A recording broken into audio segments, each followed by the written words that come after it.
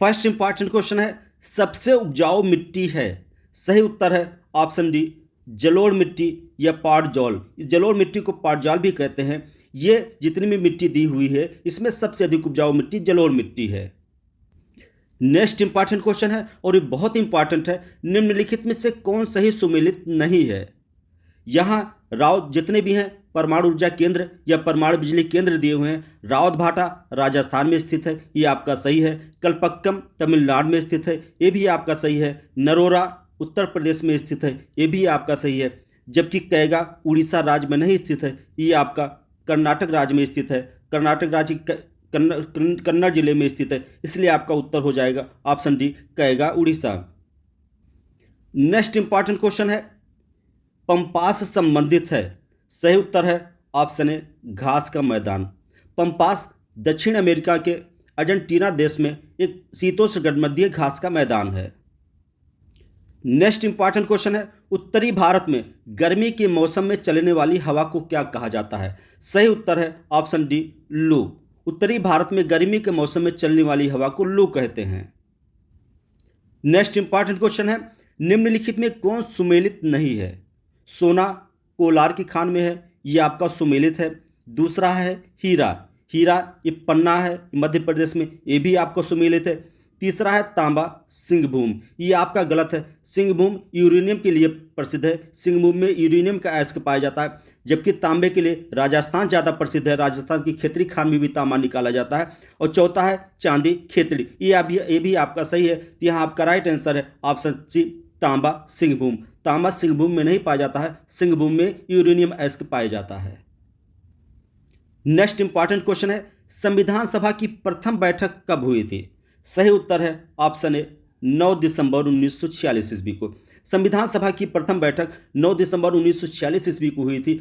प्रथम बैठक के अस्थायी अध्यक्ष सच्चिदानंद सिन्हा जी को बनाया गया था।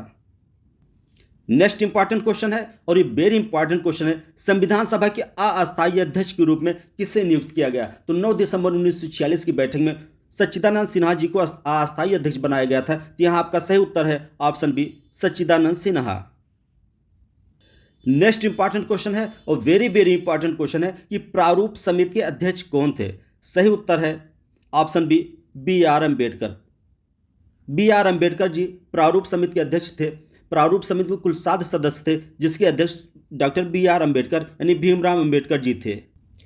नेक्स्ट इंपॉर्टेंट क्वेश्चन है, संविधान सभा के अस्थायी अध्यक्ष कौन थे। सही उत्तर है option C, doctor Rajendra Prasad. संविधान सभा के अस्थायी अध्यक्ष डॉक्टर राजेंद्र प्रसाद जी थे। नेक्स्ट इंपॉर्टेंट क्वेश्चन है, संविधान सभा ने अंतिम रूप से संविधान को कब पारित किया गया।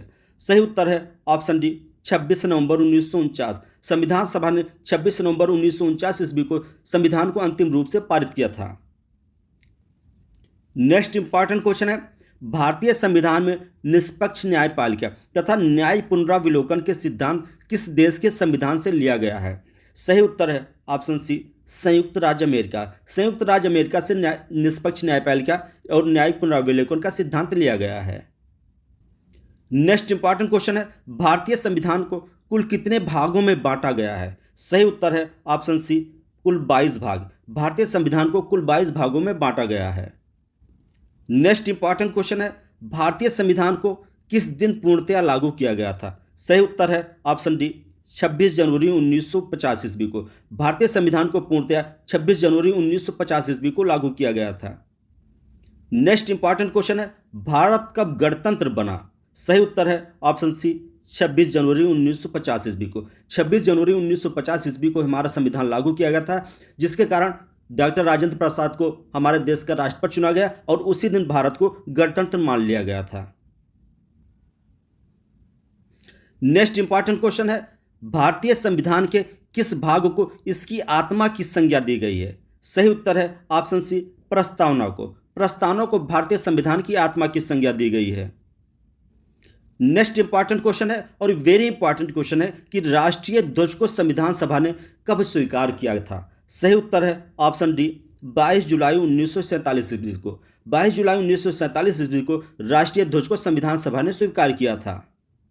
नेक्स्ट क्वेश्चन है, संविधान सभा ने राष्ट्रगान को कब स्वीकार किया था। सही उत्तर है ऑप्शन ए, 24 जनवरी 1950 ईस्वी को। 24 जनवरी 1950 ईस्वी को संविधान सभा ने राष्ट्रगान को स्वीकार किया था और हमारा राष्ट्रगान जनगण मन है, जिसके रचयिता रविंद्रनाथ टैगोर जी थे।